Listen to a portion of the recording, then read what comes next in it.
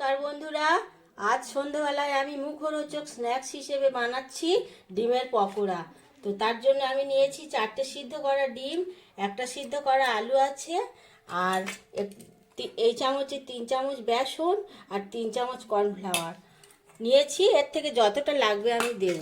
আর ধনে পাতা আছে খানিকটা কুচনো, আদা বাটা আর রসুন কুচানো, আর পেঁয়াজ কুচনো আর কাঁচা লঙ্কা কুচনো, আর নুন আর একটু হলুদ লাগবে, আর ভাজার জন্য লাগবে সাদা তেল।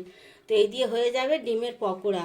প্রথমে আমি যেটা করব, এই সিদ্ধ করা ডিমগুলো আর আলুগুলো গ্রেটারের সাহায্যে এরকমভাবে গ্রেট করে নেব। এরকম গুঁড়ো গুঁড়ো হবে। ডিম আর আলুটা গ্রেট করে নিয়েছি।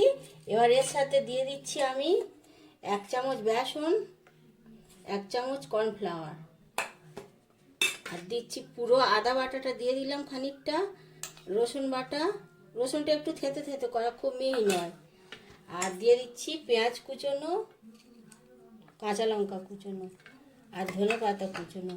ধনে পাতাটা একটু বেশি করে দিলাম যাতে খেতে ভালো লাগবে। আর দিয়ে দিচ্ছি পরিমাণ মতো নুন, আর একটুখানি সামান্য হলুদ গুঁড়ো, আর একটুখানি খুব সামান্য গরম মশলার গুঁড়ো, খুব সামান্য। এবারে দিয়ে এটা আমি একটা মিক্সড করব, মাখিয়ে নেব। আর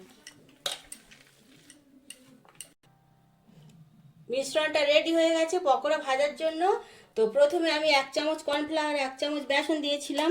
আমি মাখার সময় দেখলাম আর একটু লাগবে, তো আরও 1 চামচ করে আমি দিয়ে নিয়েছি পরে। এবারে মিশ্রণটা ঠিক হয়েছে। এবার এর থেকে আমি ছোট ছোট বলের শেপ দিয়ে দেবো। তো তার জন্য আমি একটু তেল নিয়েছি বাটিতে, তেল হাত করে এরকমভাবে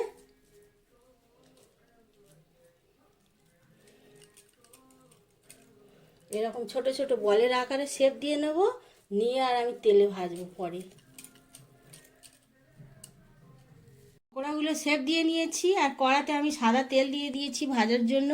তো তেলটাও গরম হয়ে গেছে। এবার আমি একটা একটা করে ছেড়ে লাল লাল করে এপিট ওপিট করে ভেজে নেব।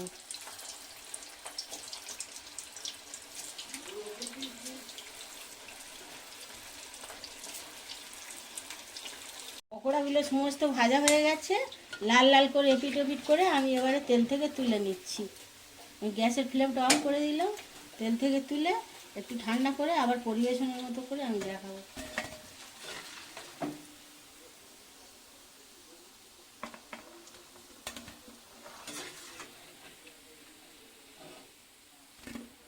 তো বন্ধুরা, ডিমের পকোড়া পরিবেশনের জন্য একদম রেডি হয়ে গেছে।